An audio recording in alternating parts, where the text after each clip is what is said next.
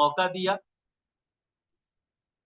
आपकी इस प्रेयर में मुझे खुदावंद के जिंदा वचन को बयान करने का मौका दिया। मैं धन्यवाद करता हूँ, मैं शुक्रगुजार हूँ, थैंकफुल हूँ। और मैं सबसे ज्यादा धन्यवाद करता हूँ उस परमेश्वर पिता का जिसने मुझे इस खिदमत के लिए चुना। अगर वो मुझे ना चुनता तो शायद जिंदगी में कभी भी पास्टर जॉर्ज मुझे ना जानते, मैं आपके सामने ना बैठा होता, मैं खुदा का वचन ना बयान कर रहा होता। ये सारा उसी का फजल है, उसी की कृपा है, उसी की दया है, और ये सब कुछ उसी की दया के वसीला से मुमकिन हुआ। और मैं इसके लिए अपने परमेश्वर पिता को धन्यवाद कहता हूँ कि जिसने मुझे इस खिदमत के लिए चुना। वो कि मैं अपने आप को इस लायक नहीं समझता था, कभी मैंने सोचा नहीं था कि मैं इस खिदमत में आ जाऊंगा, लेकिन ये उसकी दया है, ये उसकी दया है, और उसी की दया के वसीला से ये मुमकिन हुआ। जैसा हम करंथियों के खत में भी देखते हैं, जब पौलुस खास तौर पर ये बात कहता है, मुझे ऐसे लगता है कि जैसे ये बात खुदावंत का बंदा पौलुस मेरे लिए कह गया। ये बात हर एक उस दास के लिए है जो हकीकी तौर पर अपने आप को हलीम करता है, पस्त करता है, अपने आप को कमतर करता है उसके हजूर। इसमें लिखा है कि भाइयों, अपने बुलाए जाने पर तो निगाह करो। 1 Corinthians chapter 1 from verse 26।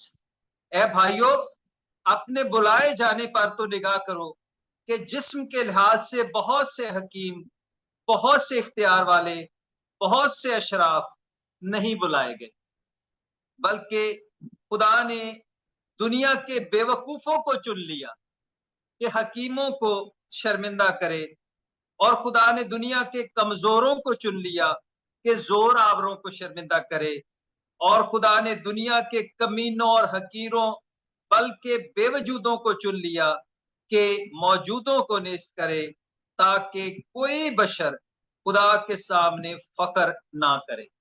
मैं ये समझता हूं कि उन सब में से हकीर छोटा मैं हूं जिसे खुदा ने चुना, और उसने चुनकर मुझे इस काबिल किया कि मैं उसका वचन आप सबके सामने बयान कर सकूं।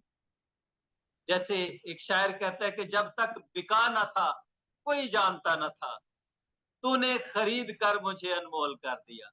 तो ये सारी उसी की दया है, उसी की कृपा है। आए हम आज के खुदावंद के जिंदा वचन की तरफ जाते हैं और हम सीखते हैं। आज बहुत ही खूबसूरत प्रस्तश ब्रदर अनिल ने की, और हमेशा जब भी वो प्रस्तश करते हैं तो ये जो लास्ट में उन्होंने सॉन्ग गाया, ये गाते हैं और उनके मुंह से बहुत ही अच्छा लगता है, बहुत ही खूबसूरत आराधना करते हैं और दिल से कर रहे होते हैं। इसलिए जब दिल से कर रहे होते हैं तो सबको अच्छा लग रहा होता है। तो मेरी तरफ से उनके लिए भी बहुत ज्यादा बरकत की दुआ, बहुत ज्यादा ब्लेसिंग्स कि खुदावंद उनको भी और ज्यादा अपने नाम के जलाल के लिए इस्तेमाल करता रहे, और वो इसी तरह से परमेश्वर के नाम को इज्जत और जलाल देते रहे।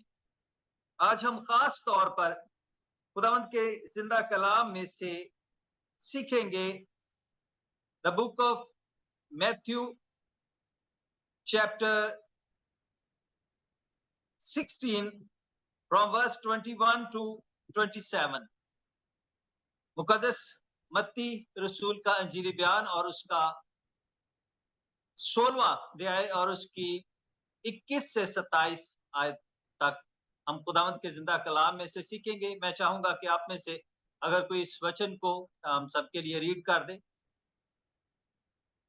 उस समय से यीशु अपने चेलों को बताने लगा कि मुझे अवश्य है कि यरूशलेम को जाऊं और पुरनिये और महायाजकों और शास्त्रियों के हाथ से बहुत दुख उठाऊं और मार डाला जाऊं और तीसरे दिन जी उठूं।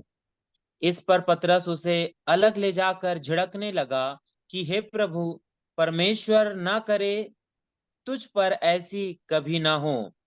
उसने फिर कर पतरस से कहा, हे शैतान, मेरे सामने से दूर हो जा। तू मेरे लिए ठोकर का कारण है, क्योंकि तू परमेश्वर की बातें नहीं पर मनुष्यों की बातों पर मन लगाता है। तब यीशु ने अपने चेलों से कहा, यदि कोई मेरे पीछे आना चाहे तो अपना आप का इनकार करे और अपना क्रूस उठाए और मेरे पीछे हो ले। क्योंकि जो कोई अपना प्राण बचाना चाहे वह उसे खोएगा, और जो कोई मेरे लिए अपना प्राण खोएगा वह उसे पाएगा। यदि मनुष्य सारे जगत को प्राप्त करे और अपने प्राण की हानि उठाए तो उसे क्या लाभ होगा? या मनुष्य अपने प्राण के बदले में क्या देगा? मनुष्य का पुत्र अपने स्वर्गदूत के साथ अपने पिता की महिमा में आएगा, और उस समय वह हर एक को उसके कामों के अनुसार प्रतिफल देगा। अमीन अमीन। आज हम कलाम मुकद्दस में से जो खास बात सीखने को है, इससे अगर थोड़ा सा ऊपर चले जाए, बिल्कुल इससे लास्ट जो पूरा एक एक इकरार है, एक ओथ है पतरस का, और इसमें यीशु के बारे में पतरस का इकरार। अगर हम यहां पर देखें तो यीशु अपने चेलों से पूछता है कि लोग मुझे क्या कहते हैं, लोग मुझे क्या कहते हैं। और वो ये कहते हैं कि उन्होंने उससे कहा कि बाज यूहन्ना बपतिस्मा देने वाला कहते हैं, बाज एलिया, बाज यर्मिया, या नबियों में से कोई। चार तरह से यीशु को लोग समझते थे, मुख्तलिफ ख्याल रखने वाले, माइंड सेट रखने वाले लोग थे। कुछ उसको यूहन्ना समझते थे, कुछ उसको एलिया समझते थे, बाज उसको यर्मिया समझते थे, और बाज उसे वो नबी समझते थे, कोई नबी समझते थे, अहम था। लेकिन उसके बाद यीशु ने एक और सवाल किया, तुम मुझे क्या समझते हो? तुम मुझे क्या समझते, या तुम मुझे क्या कहते हो? अब यहां पर पतरस, पीटर, जो हमेशा बात करने में बहुत जल्दी करता है, एकदम से बोल पड़ता है। बहुत जगह पे हमने देखा कि उसने जो कुछ किया वो दूसरों से बहुत पहले कर दिया, जल्दी में किया, हेस्ट में किया। कई दफा सही किया, कई दफा गलत भी किया। और यहां पर एक बहुत अच्छा उसके मुंह से प्रभु यीशु के लिए इकरार निकलता है। और यहां पर पतरस आगे होके कहता है कि पतरस ने जवाब में कहा, तू जिंदा खुदा का बेटा मसीह है, तू जिंदा खुदा का बेटा मसीह है। और फिर यीशु ने जवाब में उससे कहा, मुबारक है तू शमौन बर योना, क्योंकि ये बात गोश्त और खून ने नहीं, बल्कि मेरे बाप ने जो आसमान पर है तुझ पर जाहिर की।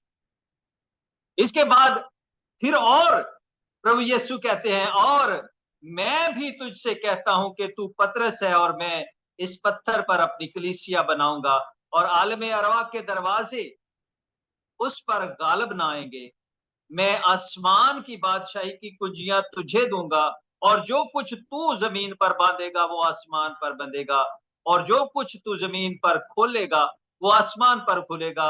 उस वक्त उसके शागिर्दों उस वक्त उसने शागिर्दों को हुक्म दिया कि किसी को ये ना बताना कि मैं मसीह हूं। अब यहां पर देखें कि पतरस ने बहुत अच्छा इकरार किया, बहुत अच्छा इकरार किया। उसके मुंह से निकलने वाले शब्द ऐसे थे जिन्होंने यीशु को खुश कर दिया। और यीशु ने ये कहा कि ये बात तूने अपनी तरफ से नहीं कही, बल्कि मेरे आसमानी बाप ने ये बात तेरे मुंह में डाली है, तेरे दिल में डाली है और तू जान पाया है। और उसके बाद उसको ब्लेस किया, उसको एक अथॉरिटी दी, वो के उसे ये कहा कि तू पत्थर है और मैं इस पत्थर पर अपनी कलीसिया कायम करूंगा। गो के वो पत्थर पतरस नहीं था, बल्कि वो कॉर्नर स्टोन, वो खुद यीशु था, वो चट्टान यीशु था जिस पर उसकी कलीसिया कायम हुई। अब पस मंजर के बारे में मैंने बताया, थोड़ी सी बैकग्राउंड के बारे में इसलिए बताया कि यहाँ पर पतरस को बहुत ऑनर किया जा रहा है, पतरस को अथॉरिटी दी जा रही है, क्योंकि आसमान के आलम रवा की कुंजियां भी प्रभु यीशु के पास है, उसके पास अथॉरिटी है। और यहां पर एकदम से प्रॉब्ली टोटली डिफरेंट सिनेरियो है। एकदम से पतरस, वो पतरस ही दिखाई नहीं दे रहा जिसने इतना बड़ा इकरार किया।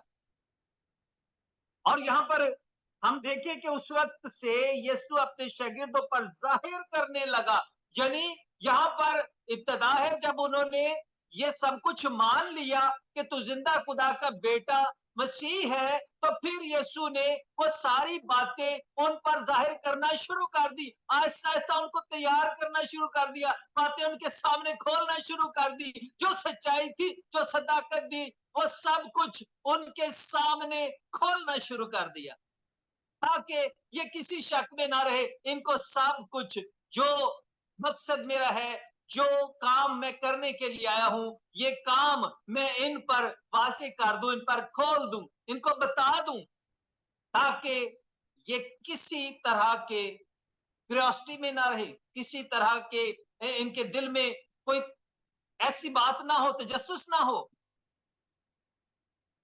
उनके सामने बिल्कुल यहां पर यीशु ने अपनी उस सलीबी मौत के बारे में बातें बयान करना शुरू कर दी। लेकिन जैसे ही वो ये बात इनके सामने, अपने चेलों के सामने कहता है, उनको बताता है, और उसने कहा कि जरूर है कि यरूशलेम को जाए और बुजुर्गों और सरदार कायनों और फकीहों की तरफ से बहुत दुख उठाए और कत्ल किया जाए और तीसरे दिन जी उठे। लेकिन एक मसला ये था कि जो उस वक्त चेले थे, जो लोग थे, वो यीशु को जो जानते थे, प्रभु यीशु को जानते थे, ये ज्यादा उनके जहनों पर उसकी सेकंड कमिंग डोमिनेट कर रही। जो उन्होंने सारा कुछ पहले से एक विजन बना रखा था, वो यीशु की सेकंड कमिंग का था। वो यही जानते थे कि we are on the right direction, यहाँ पर जिस सिमत में हम खड़े हैं, जिसके साथ हम खड़े हैं, ये बहुत ताकतवर है, और जब हम उसकी तरफ हैं तो फिर हमें कोई गिरा नहीं सकता, ना ही इसको कोई गिरा सकता है, ना ही इसको कोई दुख पहुंचा सकता है, ना ही इसको कोई मार सकता है, बल्कि इसके पास अथॉरिटी है और ये सबको नीचा दिखा देगा, ये सबको ढा देगा, ये सबको गिरा देगा, इसे गिराने वाला कोई नहीं। ये विजन था। लेकिन यहां पर जब यीशु ये बात कहता है कि मैं यरूशलेम में जाऊंगा और जितनी लीडरशिप है, जितनी क्लर्जी है, ये सारे लोग मुझे पकड़ेंगे और मुझे मार देंगे, दुख देंगे, तकलीफ देंगे। अब यहां पर ये बात पतरस को ऐसे जैसे वो इसको कबूल नहीं कर रहा, क्योंकि वो समझ रहा था कि अब सब कुछ बदलने वाला है, अब ये सबको जो है वो फतह कर लेगा। लेकिन ये टाइम तो उसका इस काम के लिए था ही नहीं। इसीलिए पौलुस कहता है वो जो खुदा की सूरत पर था, उसने उसे कब्जा में लेने की चीज ना जाना, बल्कि अपने आप को खाली कर दिया, अपने आप को खाली कर दिया और इंसानों के मुशाबा हो गया। जैसे हम हैं वो हमारी तरह बन गया और अपने आप को पस्त कर दिया, अपने आप को पस्त कर दिया और मौत, बल्कि सलीबी मौत गवारा। वो मारा गया, गाड़ा गया, लेकिन उसके बाद वो तीसरे दिन जी उठता है। अब यहां पर भी वो अपने तीसरे दिन जी उठने की बात भी साथ में कर रहा है, लेकिन पतरस ये इमेजिन नहीं कर सकता कि कोई इस पर गालिब आ सकता है, कोई इसको मार सकता है, क्योंकि वो ये समझते थे कि ये ऐसा ताकतवर है जिसके सामने कोई खड़ा नहीं हो सकता, और वो इस बात को रिसीव नहीं करता और वो कुछ और बयान करता है। यहां पर एक और बात देखें, इस पर पतरस उसको अलग ले जाकर मलामत करने लगा कि खुदावंद, खुदा ना करे ये तुझ पर हरगिज ना आएगा। अब यहां पर देखें कि वो एक तो प्रभु यीशु को साइड पे ले जाता है, पहले क्या कह रहा है कि तू जिंदा खुदा का बेटा मसीह है। अब यहां पर साइड में ले जाकर यीशु की बेइज्जती कर रहा है, उसको मलामत कर रहा है और ये कह रहा है कि खुदा ना करे, हे खुदावंद खुदा ना करे कि ऐसा हो। वो जानता नहीं कि वो तो आया ही इसी मकसद के लिए, उसका तो सबसे बड़ा मकसद ही यही है, सबसे बड़ा टारगेट ही यही था। इसीलिए तो वो उस आसमान को छोड़कर, अर्श को छोड़कर फर्श पे आ गया, धरती पे आ गया, आकाश को छोड़कर धरती पे आ गया। अगर हम देखें तो the Gospel of Luke chapter 2 from verse 34 to 36, यहां पर हमें बहुत क्लैरिटी के साथ ये बात पता चलती है। Sorry, Luke chapter 2 from verse 34 to 35। मुकद्दस लूका तबीब का अंजीली बयान और उसका दूसरा अध्याय और उसकी 34 से 35 आयत तक। यहां पर, और शमौन ने उनके लिए दुआएं खैर की और उसकी मां मरियम से कहा, देख ये इस्राएल में बहुतों के गिरने और उठने के लिए और ऐसा निशान होने के लिए मुकर्रर हुआ है जिसकी मुखालफत की जाएगी, बल्कि खुद तेरी जान भी तलवार से छिद जाएगी, ताकि बहुत लोगों के दिलों के ख्यालात खुल जाए। अब यहां पर देखें कि प्रभु यीशु 8 दिन का है। अब एक बच्चा अगर किसी के सामने ले जाया जाए तो वो इस तरह की बात करे तो लोग कहते हैं ये तो अपशुगन हो गया, ये इसने क्या कह दिया, उस पर गुस्सा करना शुरू कर देते हैं। लेकिन ऐसा नहीं, ये शमौन मुंतजर था खुदा की निजात को देखने का, और उसके लिए यह था कि जब तक वो खुदा की निजात को देख ना ले, उसकी साल्वेशन को देख ना ले, तब तक वो मौत का मुंह नहीं देखेगा, तब तक वो मौत का मजा नहीं चखेगा। अब यहां पर जब प्रभु यीशु को लेकर आते हैं तो एकदम खुदा की पवित्र आत्मा शमौन पर ठहर जाती है और उसको कहती है कि ये है खुदा की नजर, ये है जिसका तू इंतजार कर रहा था, ये है जिसका तू मुंतजिर था। और वो उसको अपनी गोद में लेकर खुदा का शुक्र अदा करता है और उसे कहता है कि अब अपने बंदा को रुखसत कर, क्योंकि उसने तेरी निजात देख ली है। लेकिन उसके साथ साथ उसकी मां को ये सब बातें कहता है और वो हैरान होकर ये सारी बातें सुनते थे, हैरत से देखते थे कि ये क्या इसके मुतल्लिक कहते जा रहे हैं। और यहाँ पर वो भी प्रभु यीशु की मौत की प्रोफेसी करता है, उसके रद्द किए जाने के बारे में, बहुतों के गिरने और उठने का बायस होगा, यानी जो उसको कबूल नहीं करेंगे वो गिर जाएंगे, और जो उसको कबूल करेंगे वो उठ जाएंगे।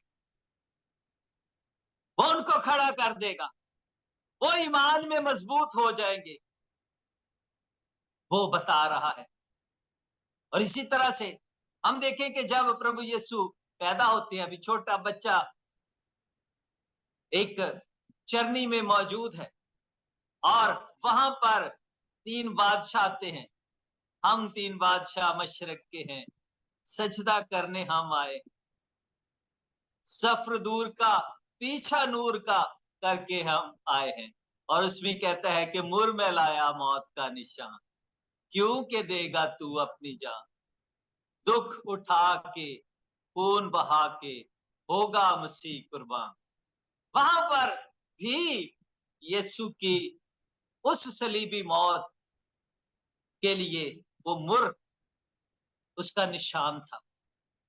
एक बच्चा पैदा हो रहा है और उसकी सारी निशानियां जाहिर हो रही।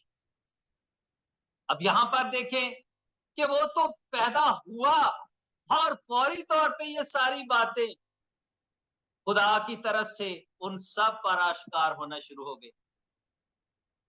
इसलिए अभी शमौन इस बारे में नहीं जानता, शमौन पतरस इस बारे में नहीं जान रहा था, और वो क्रिटिसाइज कर रहा था, वो प्रभु यीशु से कह रहा था कि ऐसा ना हो खुदावंद, है खुदावंद, खुदा ना करे कि ऐसा हो। लेकिन यहाँ पर उसकी इस धरती पर आने का सबसे बड़ा मकसद यही था कि वो अपने पाक खून से धोकर मुझे और आपको पाक साफ करे, वो हमारे इन सारे पापों से हमें मुक्त करे, हमें अपने खून से धोकर साफ कर दे।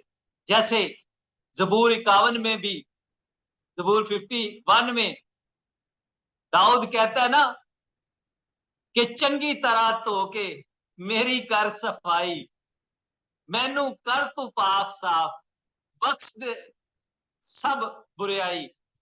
अब यहाँ पर वो एक दुआ कर रहा है, एक प्रार्थना खुदा के हुजूर, एक इल्तिजा खुदा के हुजूर, वहां पर भी वो ये कह रहा है। और इसलिए यीशु आया है कि वो जूफे से धोकर, अपने पाक खून से धोकर हमें पाक और साफ कर दे, और उस गुनाह से, उस सिद्ध से हमें आजाद करके खुदा परमेश्वर के हुजूर खड़े होने के काबिल बना दे। ये सबसे बड़ा मकसद था।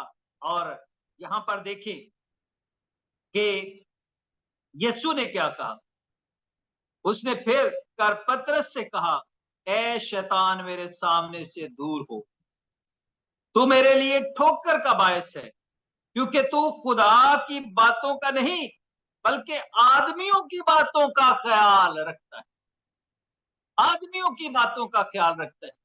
मेरे बहनों और भाइयों, हम उस पतरस से बड़े नहीं, हम उस पतरस से बड़े नहीं हैं जो यीशु के साथ हर बड़े काम में मौजूद था, यीशु के से कदम मिला के चलता था। हर एक जहां पर भी इंपॉर्टेंट इवेंट हुआ है, पतरस हमेशा यीशु के साथ रहा। जब यीशु को एलिया और मूसा मिलने आते हैं, तब भी यीशु के साथ था पतरस, याकूब और यूहन्ना। ये हमेशा यीशु के साथ अहम मौकों पर मौजूद थे। यार की बेटी को जब यीशु जिंदा करता है, तब भी ये वहां पर मौजूद थे। हर एक इंपॉर्टेंट इवेंट पर ये मौजूद होते थे। इससे इनकी इंपॉर्टेंस का हम अंदाजा लगा सकते हैं। और पतरस वीक शख्स नहीं था, ये शरीयत के लिहाज से बड़ा मजबूत था, बड़ा मजबूत था। लेकिन यहां पर हम देखें कि कुछ ऐसी बातें वो जान नहीं पा रहा, इसलिए यीशु ने पतरस को यीशु ने हकीकत में शैतान नहीं कहा, उसको इब्लीस नहीं कहा, बल्कि उसके अंदर, उसके मुंह से जो अल्फाज निकल रहे हैं, they are showing that the sin is working in him.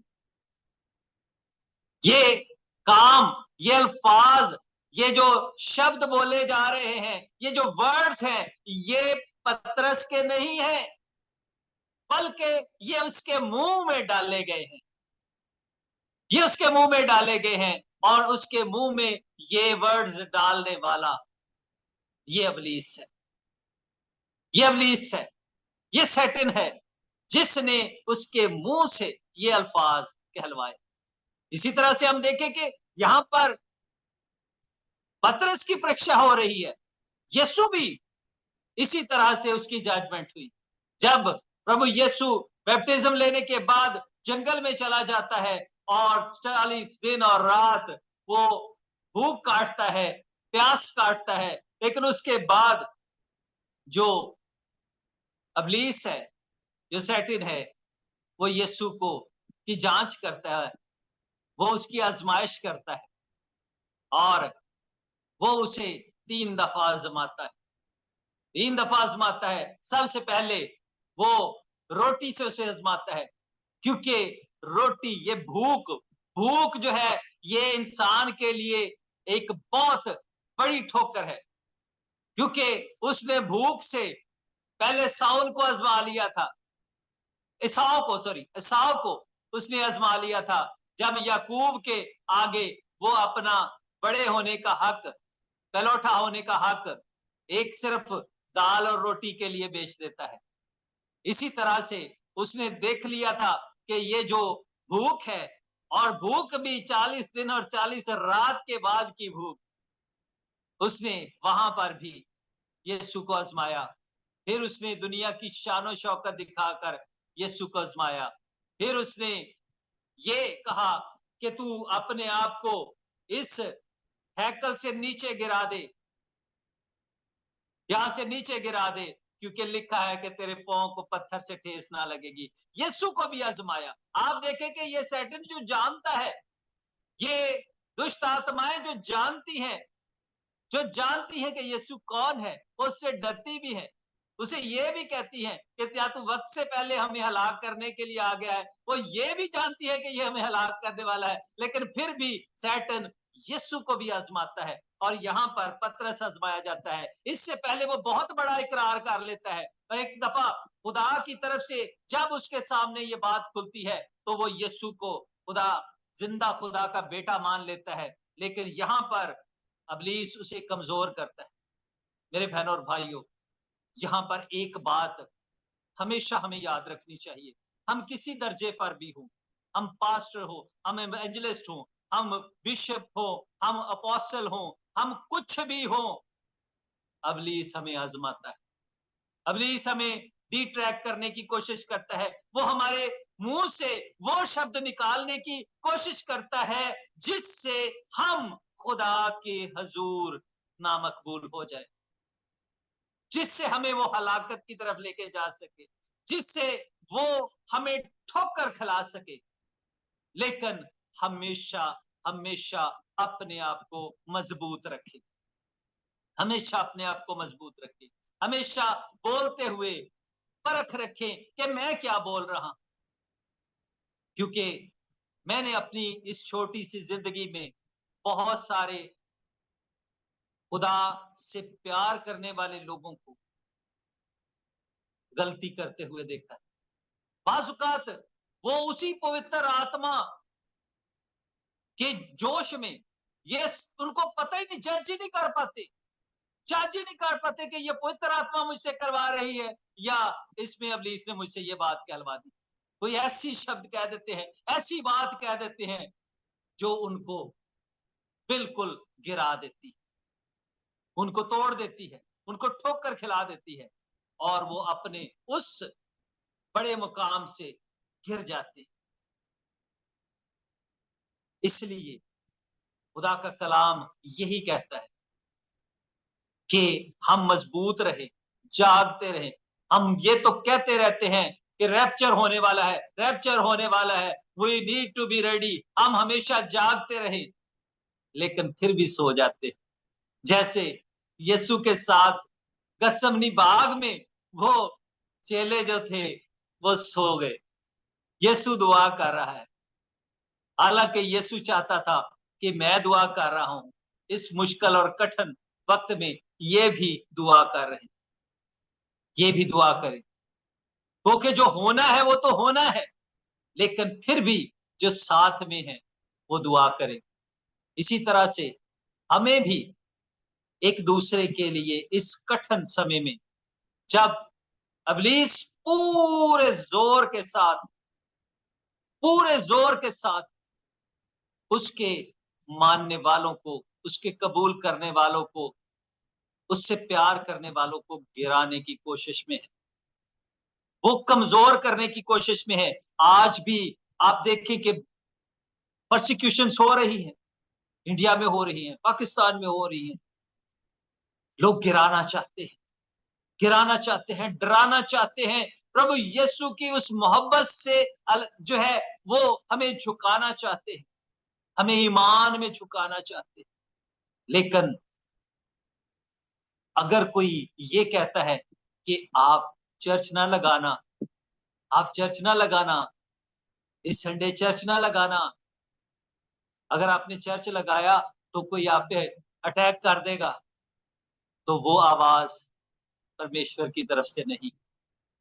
वो आवाज बेशक आपके भाई की हो, बेशक आपके दोस्त की हो, बहुत करीबी की हो, बहुत प्यार करने वाले की हो, लेकिन उन शब्दों के अंदर जो काम कर रहा है वो सैटन कर रहा है, पवित्र आत्मा काम नहीं कर रहा। क्योंकि पवित्र आत्मा कभी भी हमें जो है वो कमजोर नहीं करता, वीक नहीं करता, स्ट्रांग करता है, मजबूत करता है। हमें हमें कभी भी झुकाता नहीं है, डराता नहीं है, क्योंकि बुजदिल भी परमेश्वर के राज्य में दाखिल नहीं होंगे, बुजदिल भी दाखिल नहीं होंगे। अगर हम ऐसे मौके पे बुजदिली दिखा दें, हम डर जाएं, तो भी हम उसकी बादशाही में दाखिल होने के लायक नहीं होंगे। यहाँ पर प्रभु यीशु ने ये कहा है, खास तौर पर ये कहा है। और उस वक्त यीशु ने अपने शागिर्दों से कहा कि अगर कोई मेरे पीछे आना चाहे तो अपनी खुदी से इनकार करे और अपनी सलीब उठाए और मेरे पीछे हो ले। क्योंकि जो कोई अपनी जान बचाना चाहे उसे खोएगा, और जो कोई मेरी खातर अपनी जान खोएगा उसे पाएगा।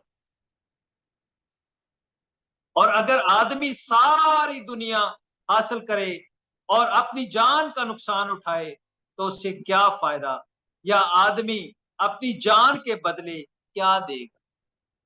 ये वर्ड्स जीसस के ये बहुत इंपॉर्टेंट। हम अपनी जान को बचाने की कोशिश करते रहते हैं, हमें ये होता है कि हम इधर से भाग के बच जाएंगे, हम चुप चुप के बच जाएंगे, हम उसका नाम ना लेके बच जाएंगे, हम अपने घर से बाहर ये शो करके कि शायद मैं क्रिश्चियन नहीं हूं हम बच जाएंगे, हम अपने मुंह से ये कह के कि मैं जीसस का मानने वाला नहीं हूं मैं बच जाऊंगा। नेवर एवर, ऐसे नहीं। ये जीवन कितना है। अगर हम जबूर की किताब में 70 वरे तीक 80 वरे तीक आकर नु फिर भी फना, किसी ना किसी तरह से हमारे इस बदन ने रूह का साथ खत्म करना है, इस बदन ने मट्टी में मट्टी होना है, लेकिन हमने रूह को बचाना है। क्योंकि कलाम भी यही कहता है कि उनसे ना डरो जो बदन को, जो इस शरीर को कत्ल करते, बल्कि उससे डरो जो तुम्हारी रूह का बचाने वाला, रूह का बचाने वाला है। और हमने अगर डर गए, अगर डर गए तो फिर हम उसके जलाल के लिए हम हमारे ऊपर कैंसलेशन लग जाएगी, हम नहीं दाखिल हो पाएंगे। और ये समय अंत समय है, किसी वक्त भी प्रभु यीशु आ सकता है। इसलिए हमें हमेशा जागते रहना, अपनी सलीब उठानी है, अपनी खुदी से अपनी मैं को मारना है और उसके पीछे होना है, अपनी अकड़ खत्म करनी है। हमने अपने आप को बड़ा नहीं समझना, कुछ भी हमारा डेजिग्नेशन हो जाए, हमने कभी अपने आप को बड़ा नहीं समझना, क्योंकि हम जिसके मानने वाले हैं, हम जिसके पीछे चलने वाले हैं, उसने भी अपने आप को खाली कर दिया। हमें भी अपने आप को खाली करने की जरूरत है, हमें भी अपने आप को छोटा करने की जरूरत है। और जब हम अपने आप को छोटा करेंगे तो वो हमें सरफराज करेगा, एग्जॉल्ट करेगा, सर बुलंद करेगा। उसको भी ऐसे ही किया गया, वो हुआ, दफन हुआ, और फिर क्या हुआ, और उससे भी वो नाम बख्शा गया जो सब नामों से आला है, और उसके सामने हर एक घुटना झुकेगा, खा आसमानियों का, खा जमीनियों का, खा उनका जो जमीन के नीचे है, और हर एक जुबान इकरार करेगी कि यीशु मसीह खुदावंद है। जिस लेवल से वो नीचे आया, जैसे ग्रेजुअली उसने अपने आप को पस्त किया, खुदा ने उसे वैसे ही सर बुलंद किया, वैसे ही वो एग्जाल्ट होता गया।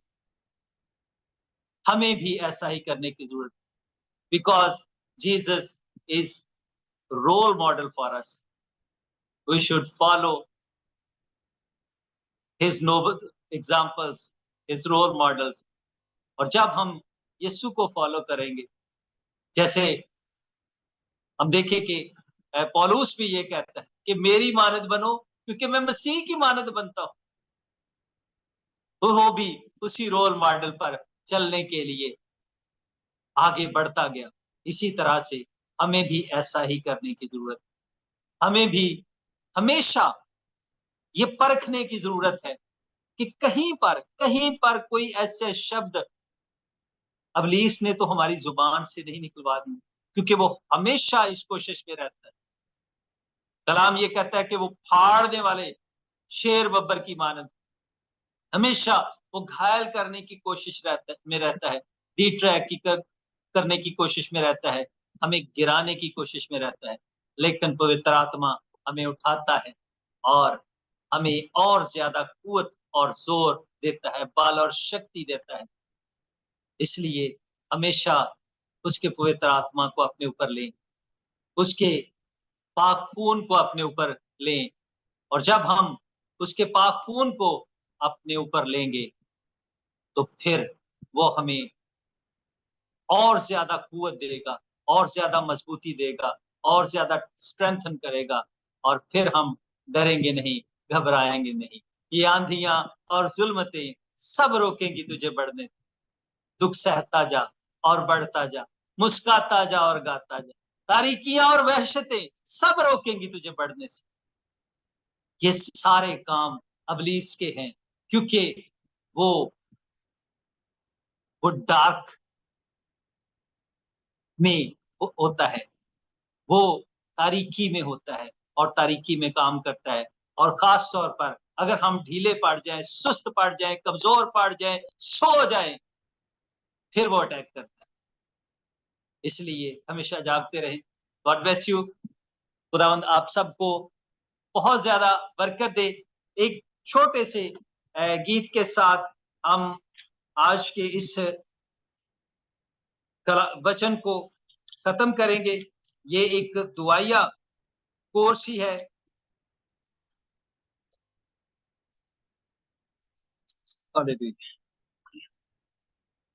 तेरे रूह से, तेरे रूह से, तेरे रूह से खुदावन खुदा, तेरे रूह से, तेरे रूह से, तेरे रूह से खुदावन खुदा, ये पहाड़ भी मैदान हो जाएगा, ये पहाड़ भी मैदान हो जाएगा, सहरा भी एक राह बन जाएगा, सहरा में भी एक राह बन जाएगा, तेरे रूह से, तेरे रूह से, तेरे रूह से खुदावन खुदा,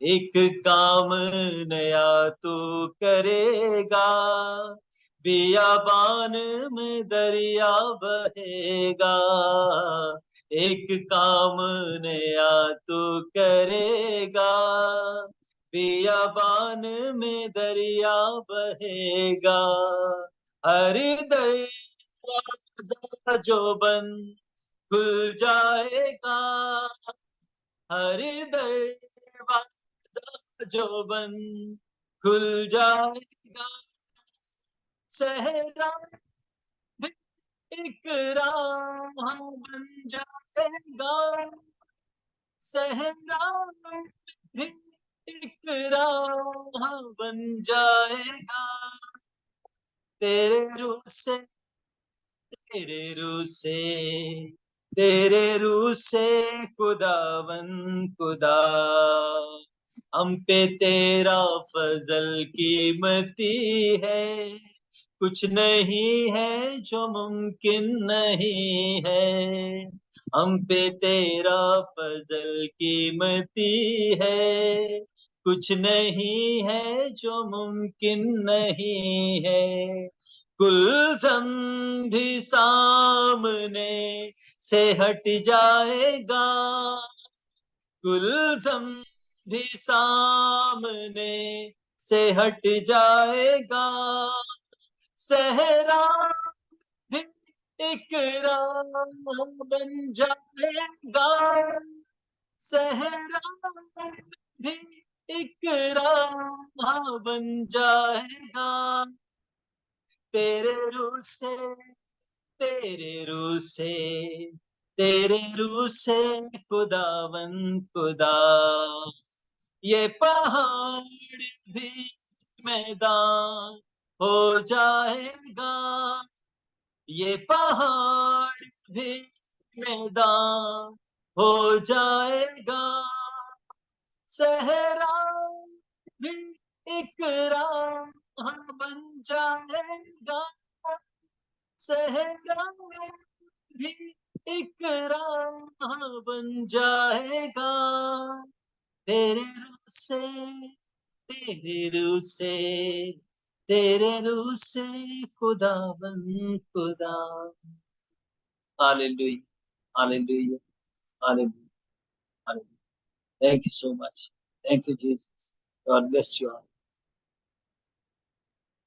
थैंक यू पास्टर जी, आपने सुंदर वचनों के द्वारा हमें आशीषित किया है, प्रभु के कलाम को आपने बताया।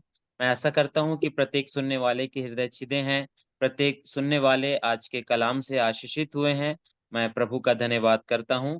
अब ये समय है पास्टर जॉर्ज जी का। आगे का समय मैं पास्टर जॉर्ज कोसला जी को सौंपता हूं। हालेलुया। प्रभु यीशु मसीह के नाम से मैं सबको जय मसीह की बोलता हूं और धन्यवाद करते हैं प्रभु के दास जो खुदा के अच्छे बाइबल टीचर हैं, पास्टर जोसेफ जी, और जिन्होंने आज खुदा के कलाम से हमें बताया है और हमें सचमुच वो तैयारी करना है आज कि हम खुदा में बढ़ सकें और हम उनके दिल की गहराइयों से इस पूरी टीम की तरफ से हम धन्यवाद करते हैं कि वो जब भी हम उनको इतने समय बिजी होते भी जब भी मैं कॉल करता हूँ वो सब सदा ही रेडी रहते हैं। हम उनको प्रभु यीशु मसीह में आशीष करते हैं कि प्रभु उनको और सेवकाई की हदें बढ़ाएं और प्रभु उनको और जगह जगह इस्तेमाल करें, विदेश के रास्ते खोले परमेश्वर, और जो दर्शन है खुदा के दास का परमेश्वर जल्दी पूरा करे। और धन्यवाद करते हैं सब लोगों का जितने भी इस जूम पर जुड़े हैं, और प्रभु आपको आशीष दे और कि आपने अपने कीमती समय को निकाल कर प्रभु की वचन को सुना है। और सचमुच ये खुदा ने एक बहुत अच्छा हमें नेटवर्क समय दिया है कि हम खुदा के साथ संगति कर सकें। क्योंकि कई बार ऐसा होता है कि हम नहीं चर्च में जा पाते, जहाँ कई बार ऐसा होता है कि ये कि बहुत सी मुश्किलें हमारे जीवन में आ जाती है, पर ये ऑनलाइन एक अच्छा सिस्टम है कि हम प्रभु के साथ संगति कर सकते हैं। और हमें इसको कभी भी तुच्छ नहीं जानना चाहिए, क्योंकि आने वाला समा जो है बहुत भयानक है। तो हम ऑनलाइन के बगैर हम मीटिंग नहीं कर सकते, ये जरिया बन जाएगा। तो हमें ये मौका कभी भी नहीं रद्द करना चाहिए। कई बार ऐसा होता है कि हम घर में फ्री होते हैं तब भी नहीं जुड़ते। चलो क्या जुड़ना है, आज हमने संडे की मीटिंग कर ही आए हैं सुबह, बार बार मीटिंग, वही वचन। वचन जितना हमारे अंदर जाएगा, हमारी आत्मिक तरक्की उतनी होगी। इसीलिए वचन को सुनने के लिए कभी भी अंगेली या लापरवाही हमें नहीं करनी, हमें जुड़ना है। तो प्रभु आपको आशीष दे कि आपने अहम समय को अपने खुदा को दिया है, और इसके बदले खुदा आपको बहुत आशीष देगा। जो खुदा के साथ वफादार है